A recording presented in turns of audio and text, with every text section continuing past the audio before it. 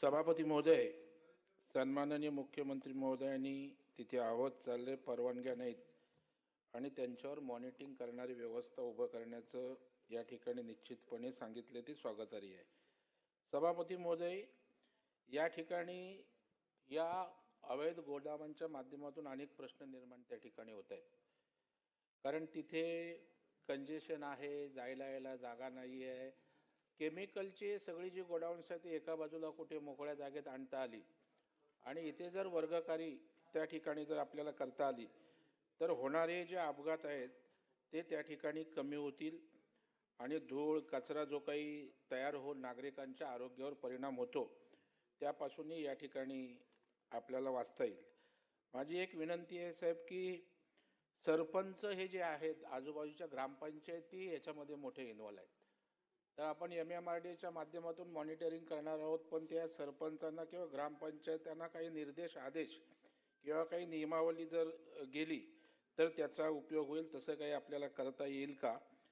आणि दुसरं की परवानग्या ज्यांनी या अवैध गोदामांसाठी दिल्यात, कारण साहेब शेवटी सुपरविजन अत्यंत महत्त्वाचं आहे।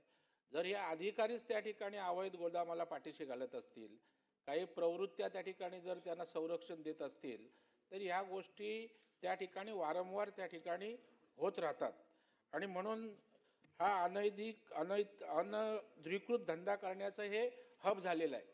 म्हणजे 80% अनधिकृत गोष्टी त्या ठिकाणी आहेत। तर मला वाटतं ज्यांनी परवानग्या दिल्यात, कारण साहेब तुम्ही एक संदेश त्या ठिकाणी माननीय मुख्यमंत्री महोदय गेला की असं करता येणार नाही, तर ज्यांनी केले तर त्यांची चौकशी लावून त्या संबंधित या अवैध गोष्टींना परवानगी देणारे पाठीशी घालणारे यांच्या संबंधात त्या ठिकाणी कारवाई करण्यासंदर्भात काही भूमिका घेणार का?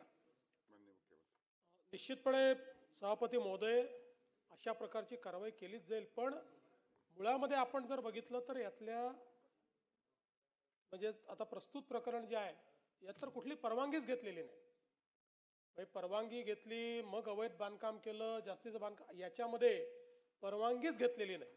म्हणूनच मी म्हटलं की आपण दरवेळेस ती चर्चा करतो आणि अशा प्रकारचे गोडाऊन उभे राहतात, याच्यावर आपल्याला कुठेतरी डिजिटल मॉनिटरिंग करावं लागेल। आता जिओस्पेशियल डेटाच्या माध्यमातून अशा प्रकारचं आपण मॉनिटरिंग त्याचं करू शकतो। म्हणून MMRDAला आपण तशा प्रकारचं ची व्यवस्था उभी करायला सांगू, ज्यातनं या संपूर्ण विभागाचं त्यांनी जिओस्पेशियल डेटाच्या माध्यमातून सॅटेलाईटच्या माध्यमातून मॉनिटरिंग करावं आणि त्याच्यामध्ये कुठेही बदल झाला तर त्यांनी तात्काळ कारवाई करावी, अशा प्रकारचे निर्देश जे आहेत ते देण्यात येतील।